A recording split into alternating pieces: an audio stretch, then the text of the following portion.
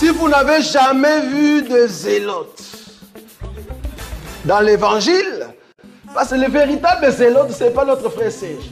Moi, je suis un premier zélote. Parce que j'ai donné la définition de ces zélotes-là. Nous sommes des hommes qu'on a déjà tués depuis longtemps. Un cadavre qui marche. Ok, shalom à tous. Aujourd'hui, je voulais faire part d'une petite exhortation à tout le monde sur un sujet qui paraît assez simple. Mais qu'on rappelle jamais, et en tout cas qui n'a pas l'air très appliqué dans les assemblées. Je voulais parler du sujet de quand quelqu'un de nouveau vient à Christ. C'est-à-dire que quand on évangélise, c'est pour amener les gens à Christ. Seulement, quand ces gens-là arrivent dans les assemblées, je vois un souci majeur, c'est que les sujets qui sont abordés lors des prédications sont déjà de la nourriture solide, ce qui n'est pas très adapté. Donc j'aimerais déjà voir quelques écritures pour voir comment faire lorsqu'on évangélise les gens qui sont à l'extérieur et qu'est-ce qu'il faut faire une fois qu'ils viennent à l'assemblée. Okay, parce que un nouveau-né en Christ n'a pas le même niveau qu'une personne qui est déjà là depuis quelques années.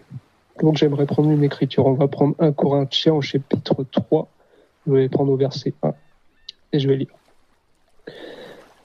Pour ma part, frères et sœurs, je n'ai pas pu vous parler comme à des personnes dirigées par l'Esprit, mais comme à des personnes dirigées par leur nature propre, comme à de petits enfants en Christ. Je vous ai donné du lait, non de la nourriture solide, car vous ne pouviez pas la supporter. D'ailleurs, même maintenant, vous ne le pouvez pas parce que vous êtes encore animés par votre nature. En effet, puisqu'il y a parmi vous de la jalousie, des disputes et des divisions, n'êtes-vous pas dirigés par votre nature propre et ne vous conduisez pas d'une manière toute humaine? Si moi je me rattache à Paul et un autre moi à Apollos, n'êtes-vous pas animés par votre nature? Qui est donc Apollos et qui est Paul? Ce sont des serviteurs par le moyen desquels vous avez cru, conformément à ce que le Seigneur a accordé à chacun. J'ai planté, Apollos a arrosé, et c'est Dieu qui fait grandir. Ainsi, ce n'est pas celui qui plante, ni celui qui arrose qui compte, mais Dieu qui donne la croissance. Celui qui plante et celui qui arrose sont égaux, et chacun recevra sa propre récompense en fonction de son propre travail. En effet, nous sommes ouvriers avec Dieu, vous êtes le champ de Dieu, la construction de Dieu. Donc ici, on voit déjà que les serviteurs sont une construction qui est construite par Dieu lui-même. D'accord ?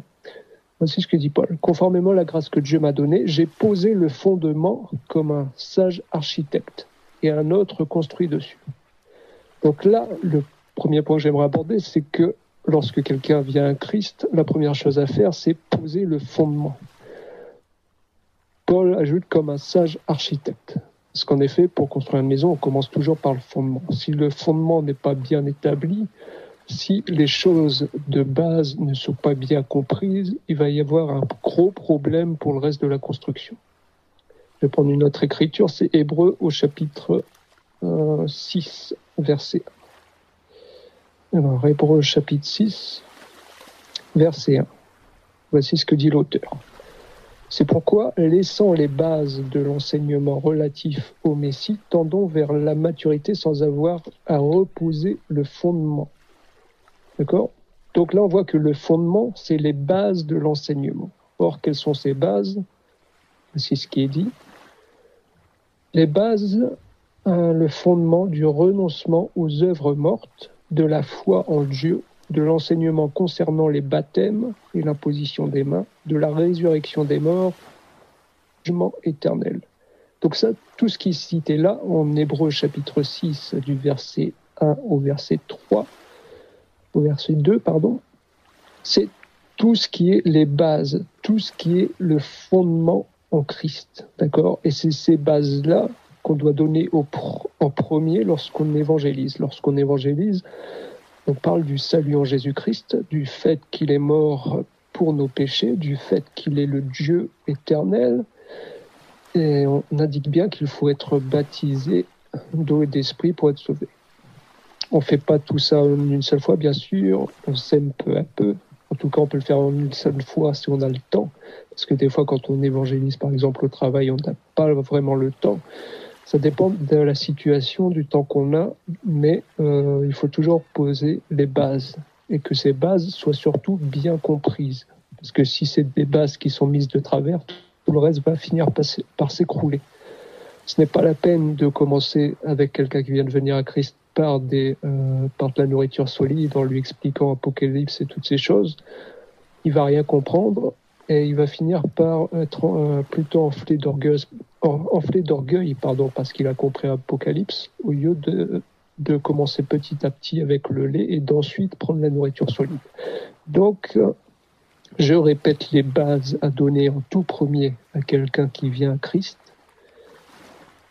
Le renoncement aux œuvres mortes, c'est-à-dire le fait d'abandonner les œuvres de la chair, la foi en Dieu, c'est-à-dire que le Dieu véritable c'est Jésus-Christ, l'enseignement concernant les baptêmes, vous savez bien que Paul dit que c'est en la mort de Jésus-Christ que nous avons été baptisés et nous sommes revenus à la vie avec lui par l'Esprit. Donc le baptême d'eau, ça concerne que la mort. Lorsqu'on se fait baptiser d'eau, vous mourrez avec Jésus-Christ, vous vous engagez avec Jésus-Christ dans la mort de la chair. Mais par contre, le baptême d'esprit, là, c'est la résurrection avec Christ. Ok ? Donc c'est la vie nouvelle qui n'est plus la vie selon la chair, mais la vie pour appartenir à Dieu. Donc ça, c'est les bases. Le baptême d'eau, c'est la mort de la chair. Le baptême d'esprit, c'est la nouvelle vie selon l'homme intérieur en Dieu. La résurrection des morts, bon, ça c'est simple, c'est la mort et la résurrection, donc pas de problème là-dessus, et du jugement éternel. Il faut bien indiquer que chacun va être jugé si elle a suivi les prescriptions de Christ, et que c'est seulement s'il suit Christ qu'il sera sauvé, et qu'il n'y a pas d'autre salut autre part. Ça, c'est toutes les bases. Je vous répète l'écriture pour que vous puissiez revenir. Hébreux chapitre 6, versets 1 à 2. Ça concerne les bases. Maintenant, on va voir ce que fait Paul, lui, par exemple, quand il évangélise. C'est en Actes, chapitre 24. Actes, chapitre 24. Je vais prendre au verset 21.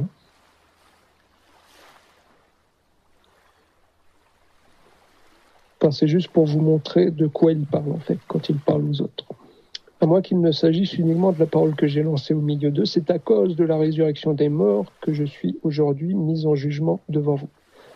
Donc là, on voit déjà, lorsqu'il parle en public, Paul parle de la résurrection des morts, ce qui fait partie des bases qu'on vient tout juste de voir.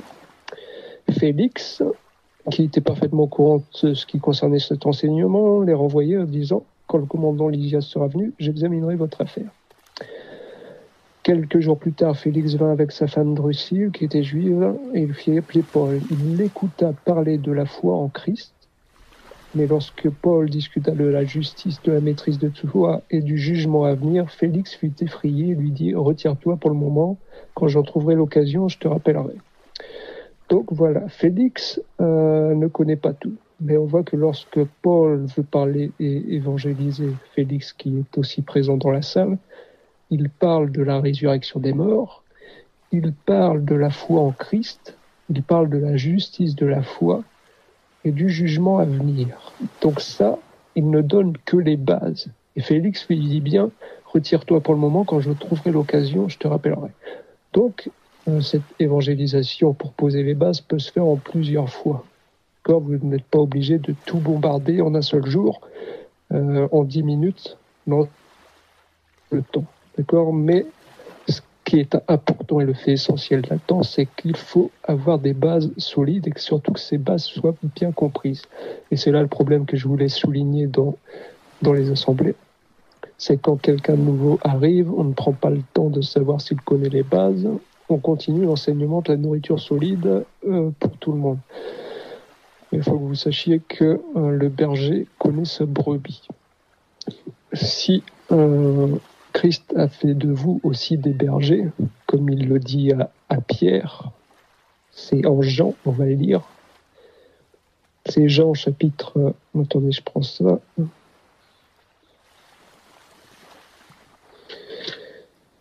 Alors...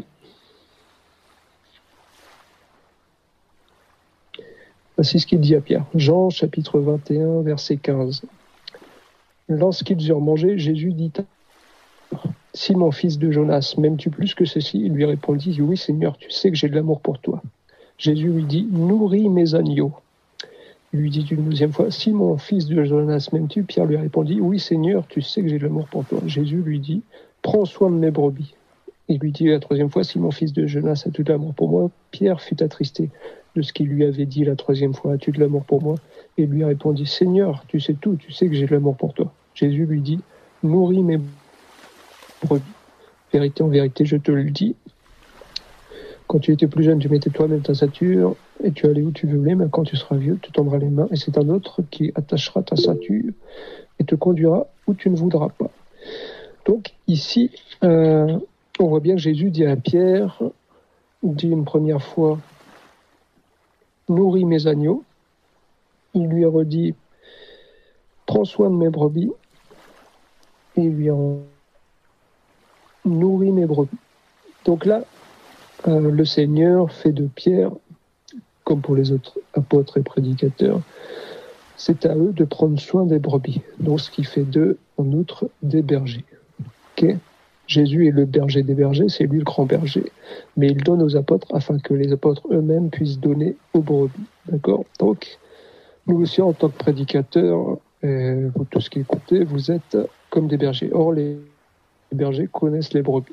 Essayez de connaître les nouveaux qui arrivent dans les assemblées pour savoir où ils en sont. Parce que s'ils viennent et déjà qu'ils vous leur bombardez la nourriture solide et qu'ils ne comprennent rien, ils ne vont jamais avancer, ils n'auront pas les bases. Et quand il y aura la tempête, tout va s'effondrer. Parce que s'il n'y a pas les bases bien établies, bien construites, eh bien ce n'est pas la peine de construire là-dessus. Okay. Un problème de mon côté. Il faut réellement commencer par le commencement. D'accord? Donc voilà. Maintenant, à quoi sert le ministère? C'est quoi le but aussi? Parce que on peut voir aussi que des fois, il y a des enseignements, on se demande si c'est pour seulement pour la gloire de donner la connaissance qu'on a reçue, ou bien si c'est pour réellement nourrir ceux qui écoutent.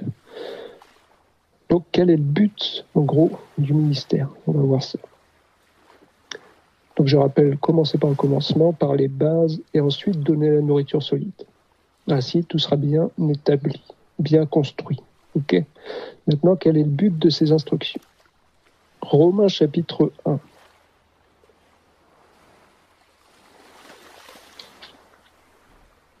Romains chapitre 1, je vais prendre verset 5. Que dit Paul?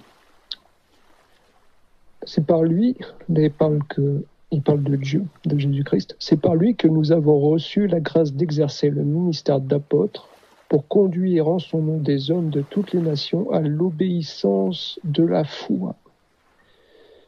Ok, donc là, on voit premièrement que le but du ministère, c'est amener des hommes de toutes les nations à l'obéissance de la foi. Parce que la foi contient une loi, d'accord?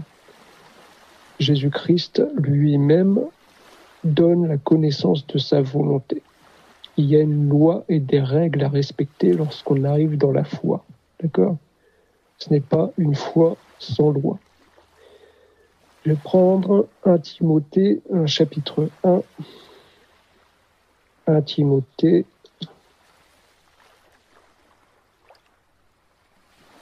chapitre verset 5. Voici ce qu'il dit. Le but de ces instructions, c'est un amour qui provienne d'un cœur pur, d'une bonne conscience et d'une foi sincère. Donc déjà là on peut remarquer que le but de toutes ces instructions, c'est un amour qui provienne d'un cœur pur. Jésus-Christ a dit à ses apôtres, déjà vous êtes purs à cause de la parole que je vous ai annoncée. Donc la parole de révélation qui est une lumière chasse les ténèbres et rend notre cœur pur. Ok, tout est sanctifié par la parole et par la prière. Donc le but des instructions, c'est un amour qui provient d'un cœur pur. Je souligne, c'est un amour. Ok. Ce qu'il arrive souvent aussi que la connaissance enorgueillit, la connaissance gonfle la tête. Et c'est une expression aussi, il fait gonfler les chevilles. Ok. Mais c'est pas le but. Normalement, le but de ces instructions, c'est un amour. C'est l'amour. Comme il est dit autre part, l'amour, c'est le yin de la perfection. Comme dit Paul aussi autre part, j'ai beau parler toutes les langues, avoir de la connaissance, si je n'ai pas l'amour, je suis une cymbale qui résonne. Ok ? Nous sommes des instruments.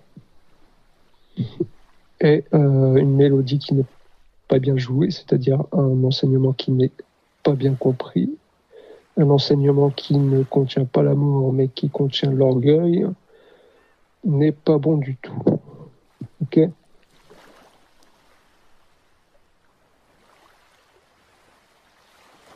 Donc c'est un amour qui provient d'un cœur pur, d'une bonne conscience et d'une foi sincère.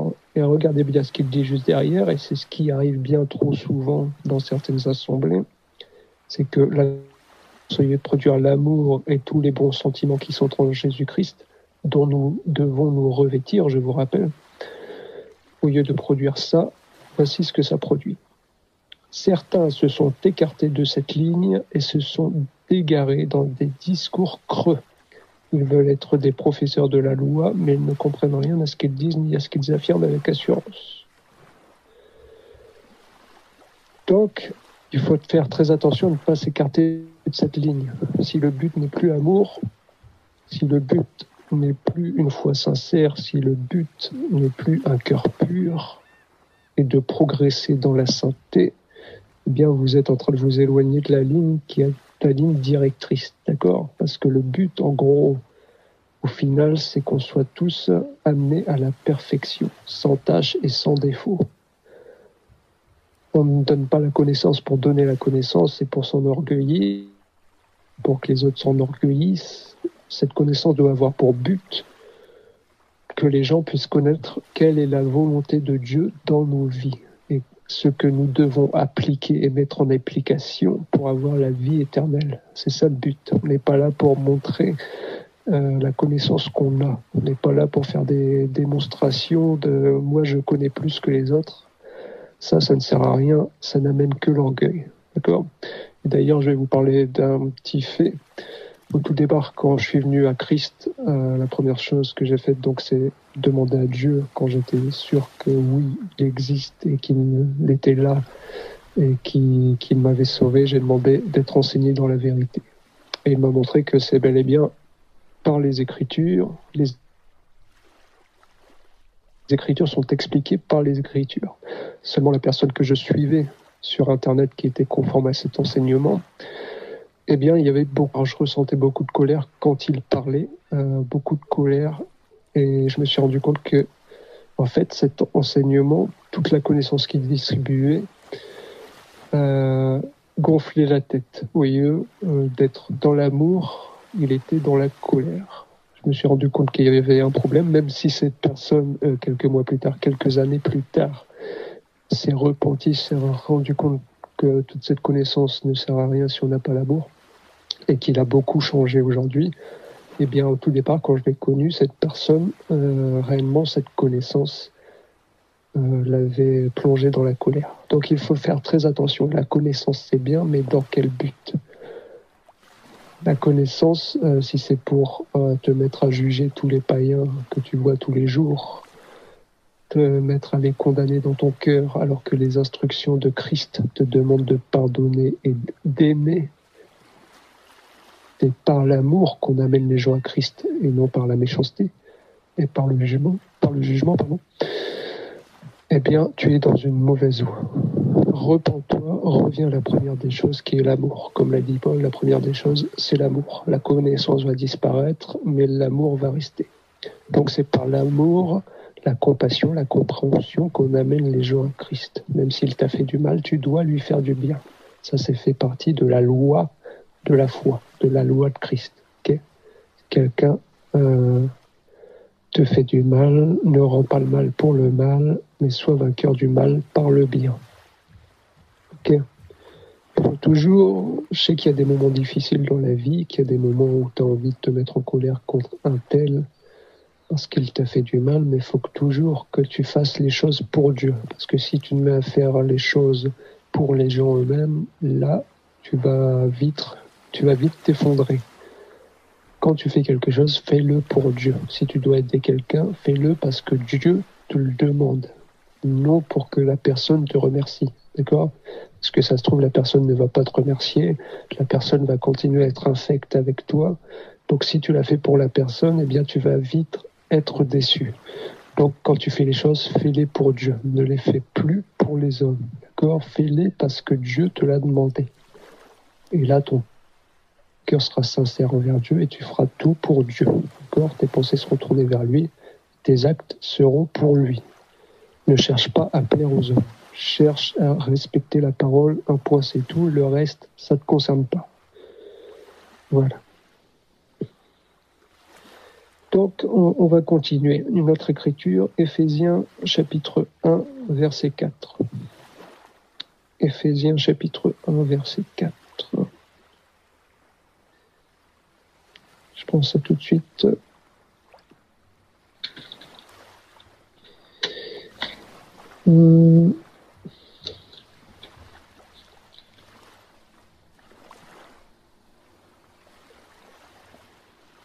Voici ce qui est dit.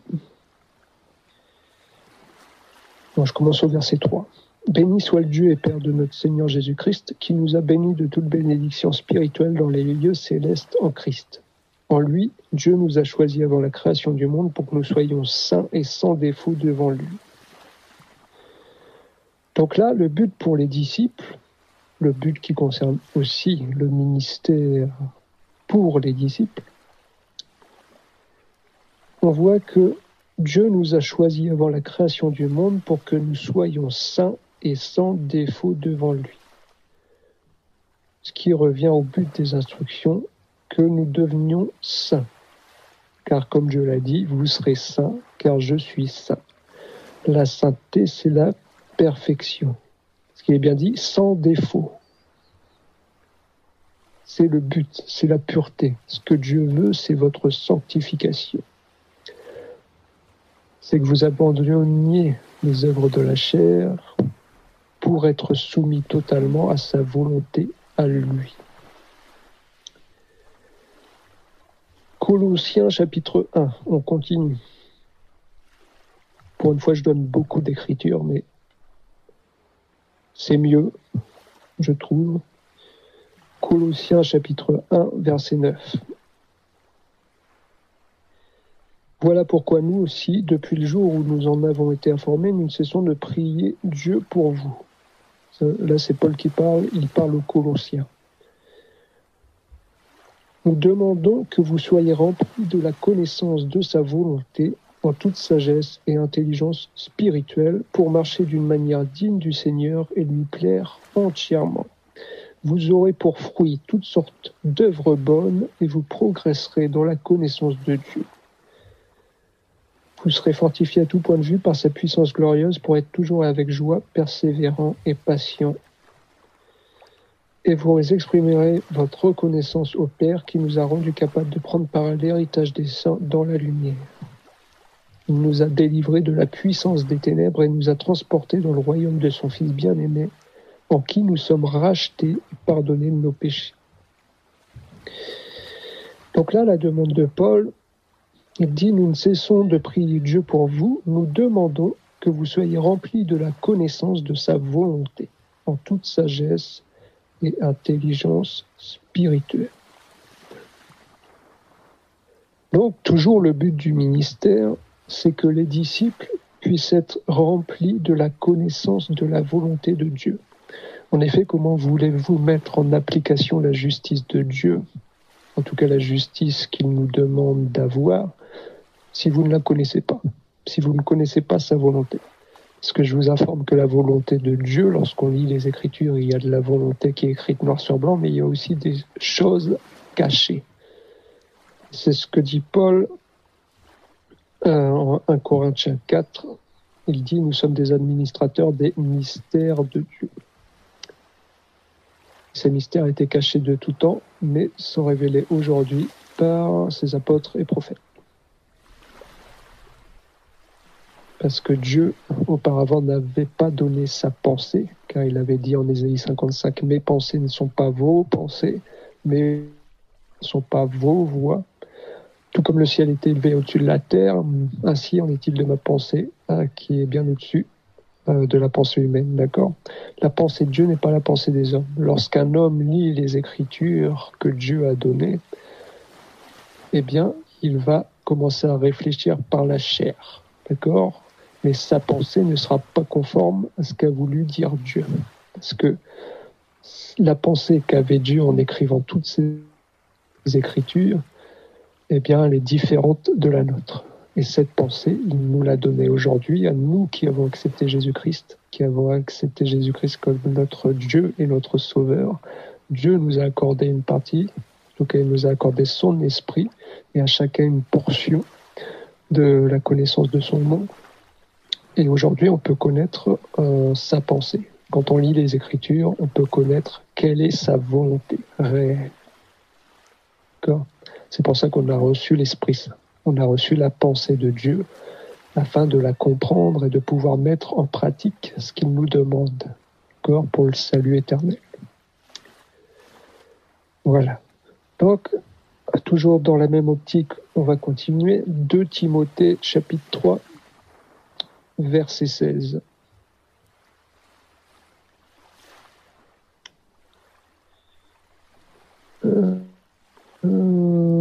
Je prends l'écriture de Timothée, chapitre 3, verset 16.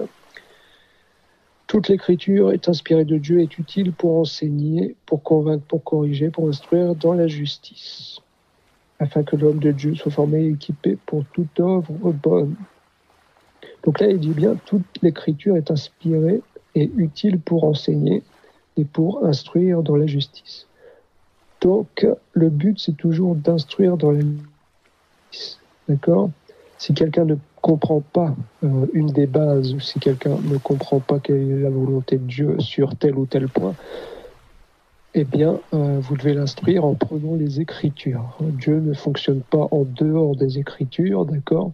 Il a donné sa parole, tout est dedans, et toute Écriture qu'il a donnée, qui s'appelle la Bible, parce que la Bible, c'est un rassemblement de 66 livres, d'accord, qu'on a rassemblés ensemble, qui était éparpillé, mais qui a été rassemblé en un seul bouquin qu'on appelle la Bible. C'est le même mot que bibliothèque, qui est un rassemblement de livres, d'accord ? Eh bien, toutes ces écritures-là, elles sont inspirées de Dieu. Et on ne se sert que de ces écritures-là pour pouvoir répondre aux questions qui concernent Dieu. Parce que c'est la parole de Dieu, et la parole de Dieu n'est pas autre part. Elle n'est pas dans un autre livre ou dans la pensée d'une personne quelconque. D'accord ? Voilà. C'était un petit rappel aussi pour ceux qui ne savent pas, et s'il y a des nouveaux qui écoutent, ça sera dit. Donc, qu'est-ce que doit amener aussi toutes ces instructions ? On va prendre 2 Pierre, chapitre 1 au verset 3.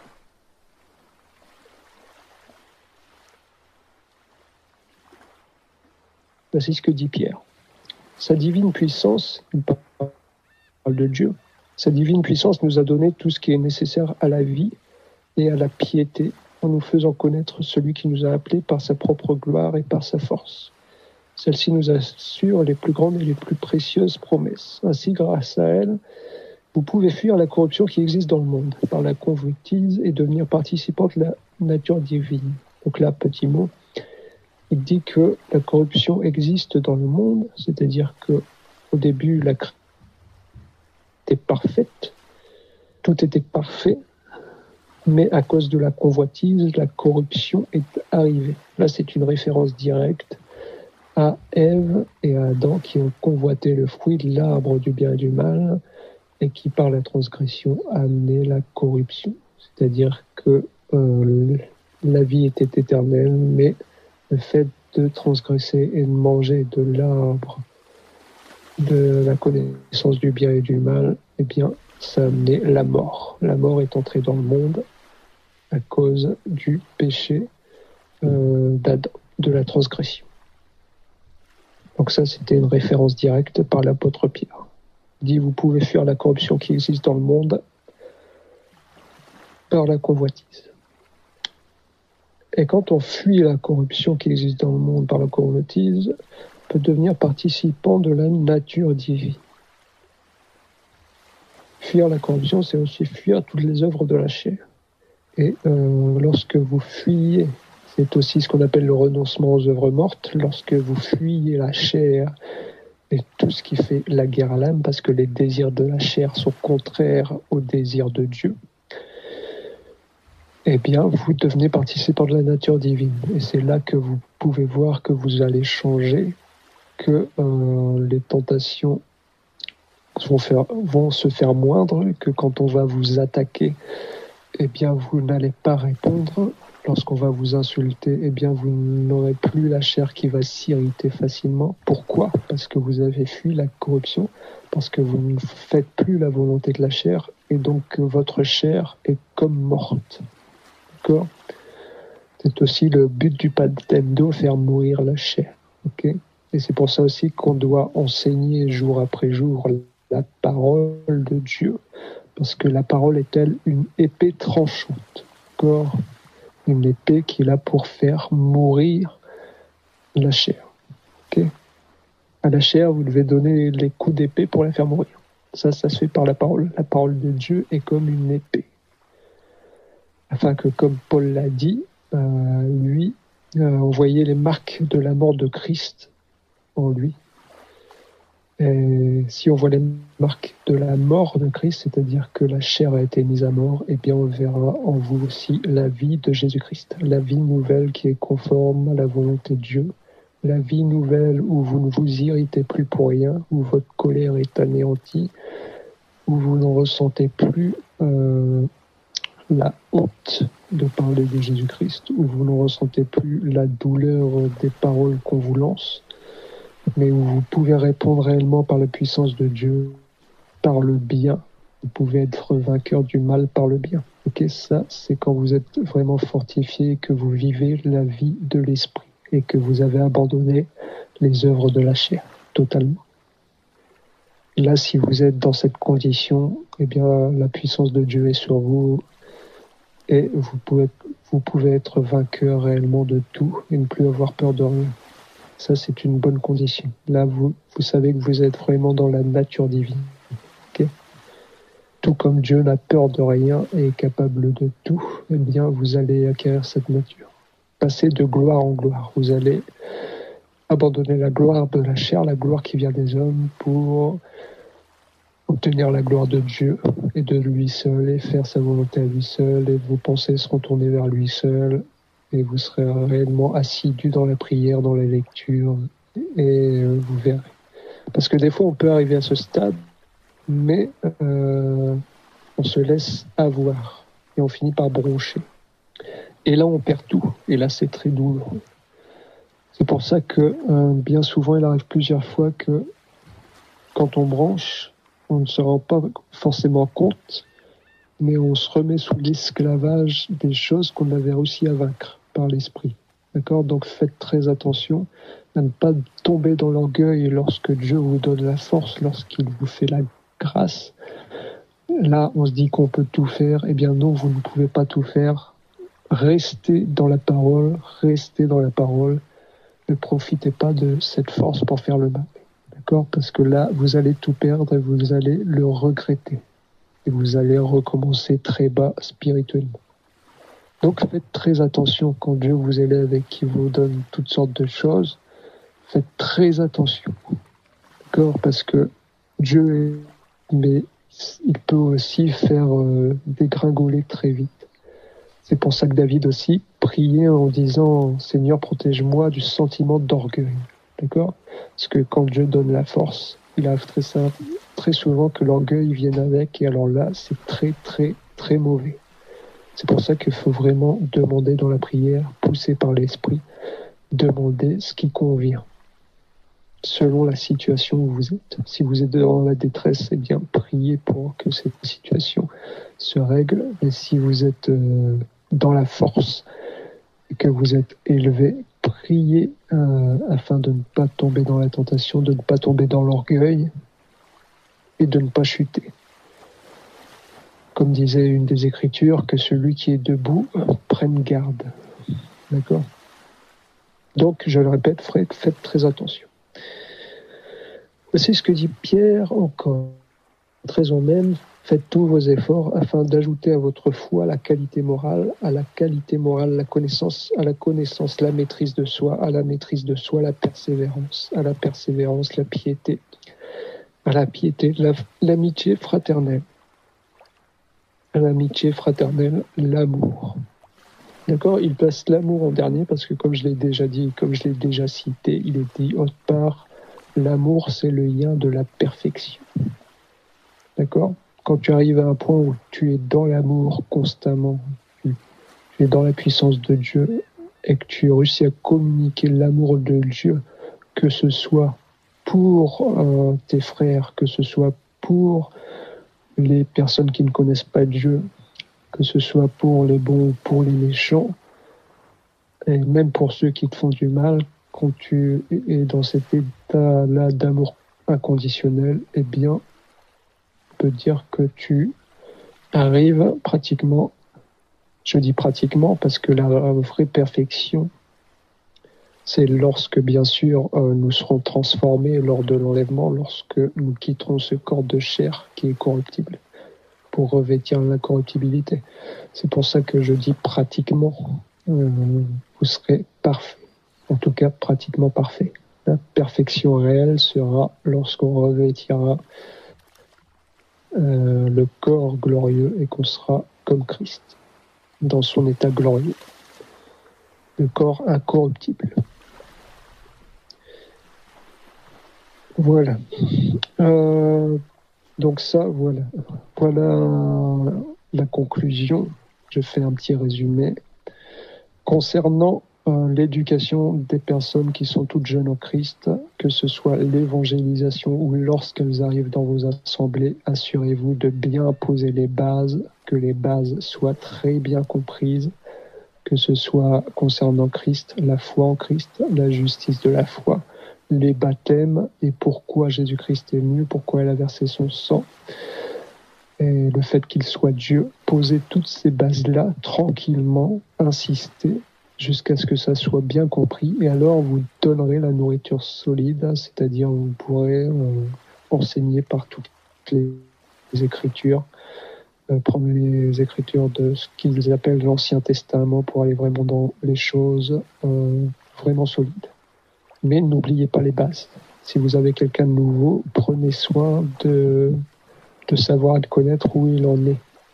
Parce que s'il arrive dans votre assemblée qu'il ne connaît rien, qu'il vient tout juste de commencer à lire la Bible, eh bien vous allez lui aller dans les Écritures, dans l'Ancien Testament, dans l'Apocalypse, ces choses-là, et lui il va absolument rien comprendre, il va se décourager, il va fuir très loin. Donc prenez soin de savoir où il en est, posez les bases, et même si c'est devant toute l'assemblée, même si vous voulez prendre une écriture différente, parce que vous pouvez le faire de différentes manières. Vous avez plein d'écritures. Donc répétez de temps en temps les bases afin qu'elles soient connues. Parce que je vous le dis ici, si la personne va dans votre assemblée, qu'elle n'a pas les bases et qu'elle cherche ces bases-là sur Internet, eh bien sur Internet, elle va tomber sur les enseignements frelatés. Par exemple sur le baptême d'eau, où on va lui dire que se faire baptiser dans un bassin avec eau stagnante, c'est correct, alors que ce n'est pas correct, d'accord ? Parce que je vous le dis, je parle ici de ce qu'on appelle l'Assemblée des Saints. Vos enseignements sur Internet, on ne les trouve pratiquement pas. On tombe bien plus souvent sur des enseignements des églises que vous appelez fausses églises. Et je suis d'accord avec le fait que bien souvent les enseignements sont incorrects, car ils ne sont pas basés sur les Écritures. Donc, prenez soin d'enseigner vous-même par Christ toutes ces personnes jeunes qui viennent à Christ. D'accord ? Ne les laissez pas aller chercher sur Internet des enseignements qui ne sont pas bons, parce que s'ils commencent à être dans l'erreur, après, ça va être difficile. D'accord ? Voilà. Donc, ouais, en parlant de ça, je vais faire un petit tour en hébreu. Parce que comme on est dans les bases, on va voir que Jésus-Christ, en hébreu, il y a les bases concernant pourquoi il a fait l'œuvre de la croix. D'accord ? Donc je vous donne ces deux écritures-là. Comme quoi, dans les Écritures, vous avez déjà la compréhension de toutes ces choses. Il faut déjà que vous-même, en tant que prédicateur, vous compreniez ces choses afin de pouvoir les transmettre à ceux qui vous écoutent. Parce que si vous ne les comprenez pas, comment voulez-vous les transmettre? C'est impossible. Alors, Hébreux chapitre 9, comme disait Jésus-Christ, nous rendons témoignage de ce que nous avons vu et entendu.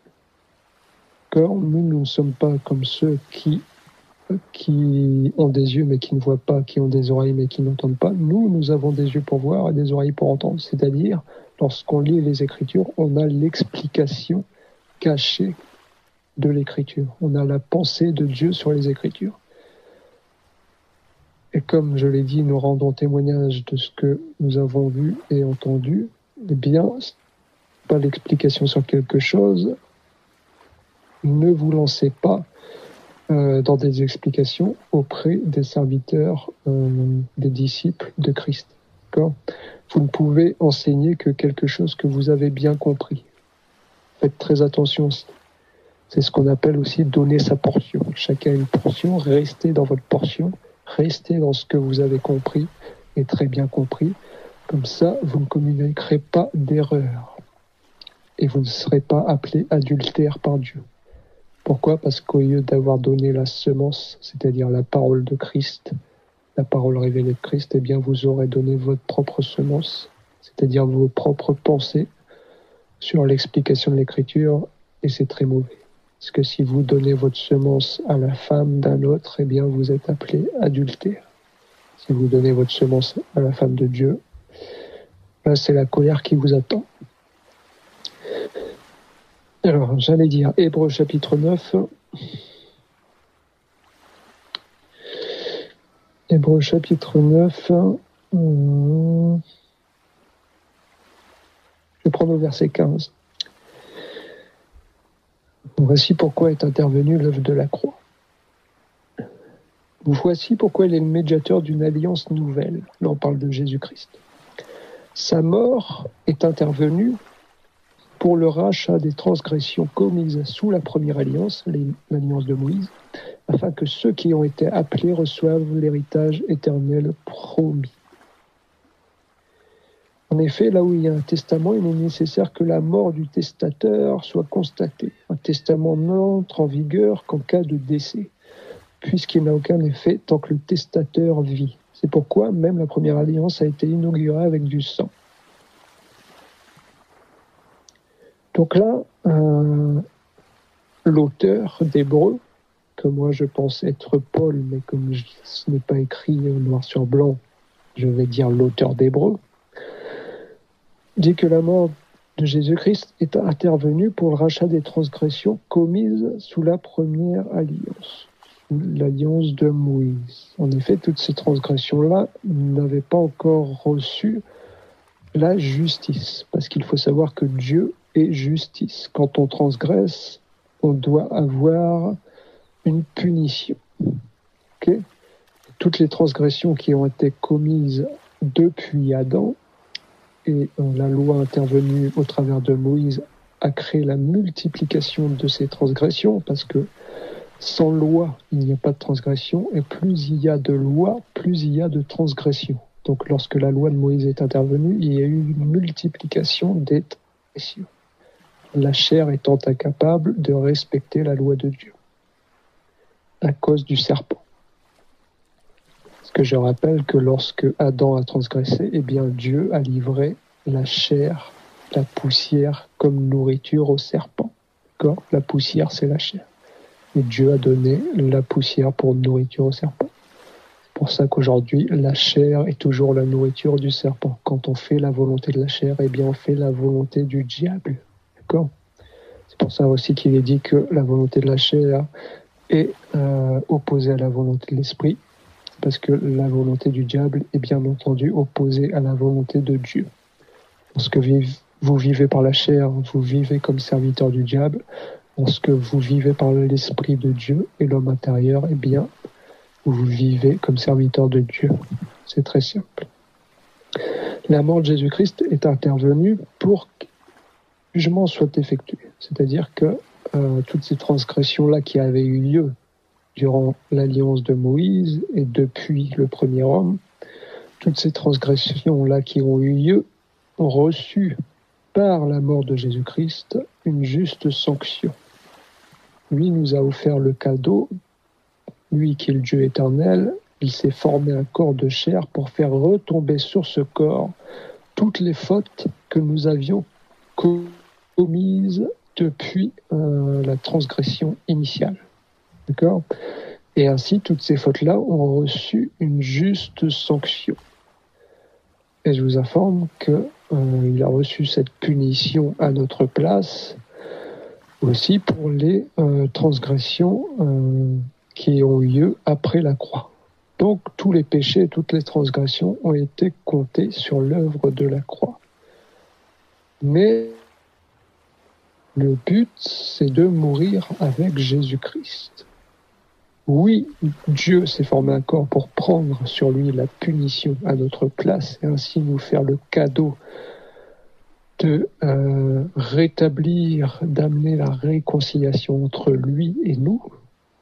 Mais nous aussi, nous avons notre part à faire. Nous ne devons plus vivre selon les désirs de notre chair, mais selon les désirs de Dieu. Parce qu'en effectuant ce rachat pour nous par sa mort, eh bien, il nous a rachetés. D'accord ? Comme il nous a rachetés, nous ne devons plus être les serviteurs de la chair, les serviteurs du diable, mais nous devons être les serviteurs de l'esprit, les serviteurs de Dieu, et vivre conformément aux règles que Dieu a établies. Ça, c'est très important. Ok, on est racheté, mais on a des règles à suivre, ce qu'on appelle la justice de la foi, la loi de la foi, d'accord ? Dont Paul parle dans le livre des Romains. Paul prend aussi l'exemple ici d'un héritage. Et il dit que cet héritage ne peut pas entrer en vigueur tant que le testateur est vivant.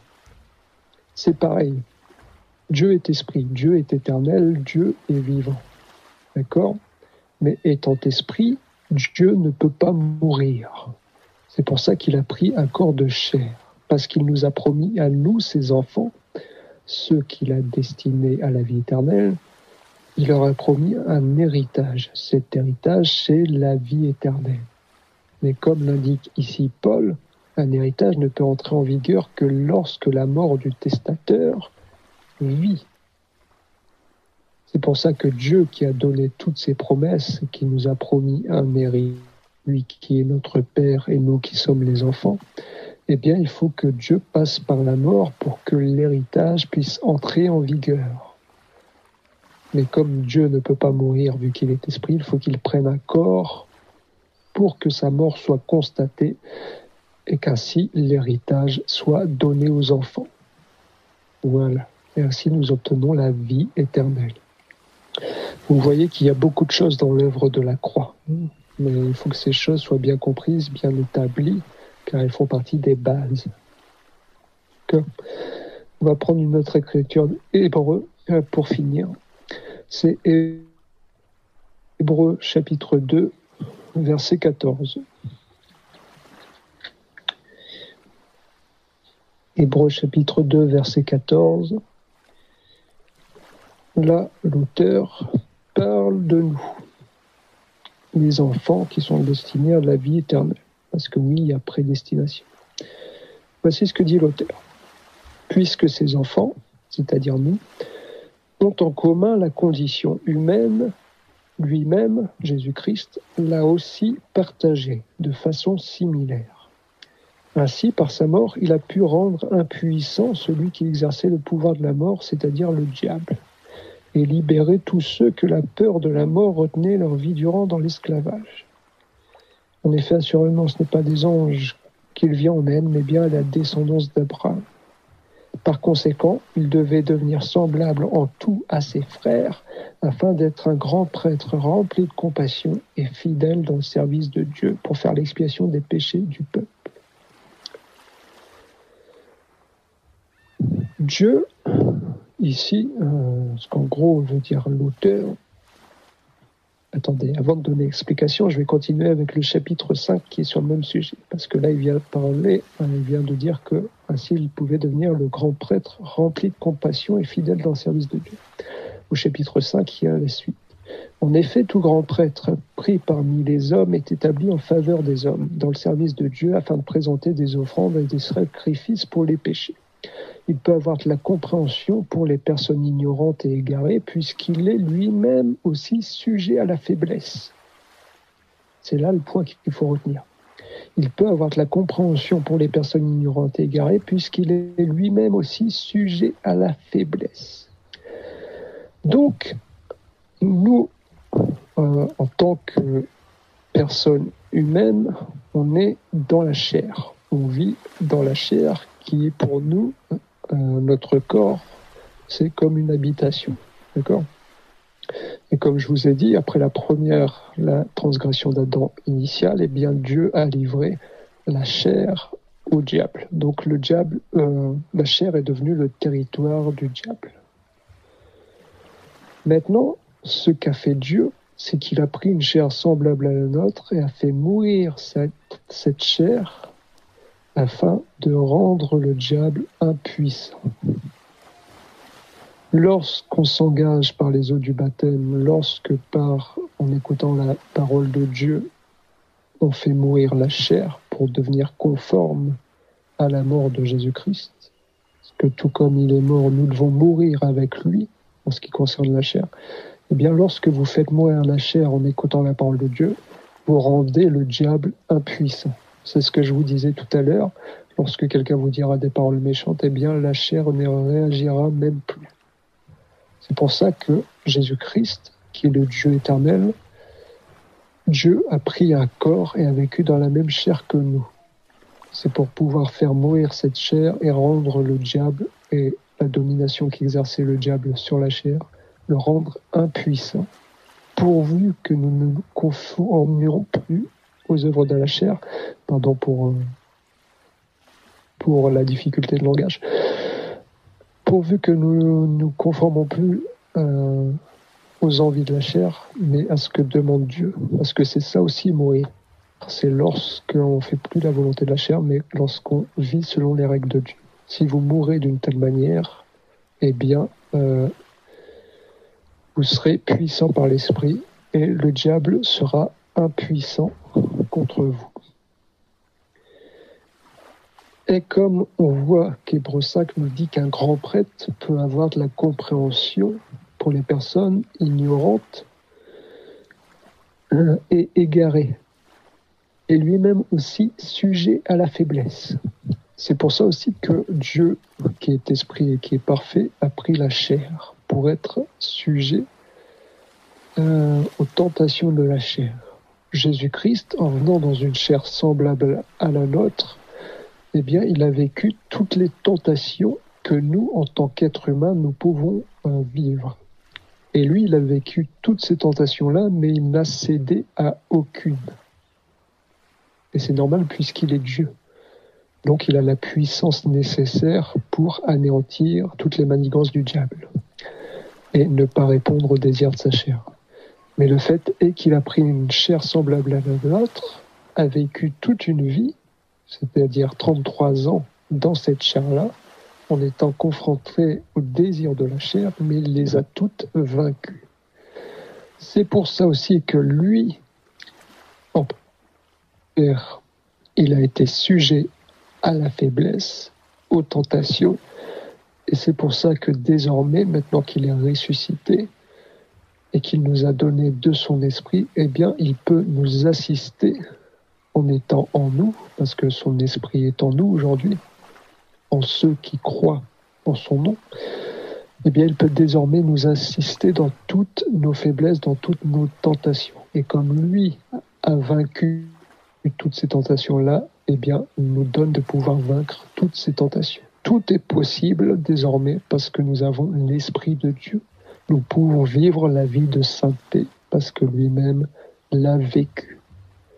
Ainsi, nous pouvons être sur cette terre comme lui-même l'a été, c'est-à-dire un saint de bout en bout. D'accord ?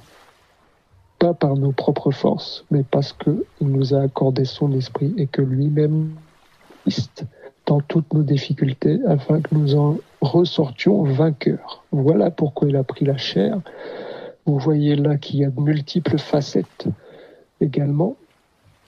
Ça aussi, ça doit être bien compris. Donc, je vais en finir là, je vais m'arrêter là, parce que ça fait déjà un moment que je parle. Je voudrais pas que ça soit trop long, mais vous avez bien compris que les bases qui doivent être posées doivent être bien posées, très bien comprises. Et si les bases sont bien posées et bien comprises, eh bien, ne vous inquiétez pas qu'il n'y aura pas de soucis pour continuer la construction par la suite avec la nourriture solide. D'accord ? Mais commencez par le commencement. Comme dit Paul, comme un sage architecte, j'ai posé le fondement et Apollos a arrosé, il a construit dessus, un autre construit dessus. Et voilà, il faut le fondement. Et ça commence par l'évangélisation. Lorsque les personnes ne connaissent pas encore Jésus, on leur parle de Jésus, on leur parle des bases, on pose le fondement. D'accord ? Ne faites pas les choses à l'envers. Une construction, la construction d'une maison, se fait d'abord par les bases, par le fondement, et ensuite on construit le reste jusqu'au toit, et là, la maison est terminée. Okay ? Mais il y a un processus à suivre. On ne fait pas les choses dans le désordre, sinon tout va s'effondrer.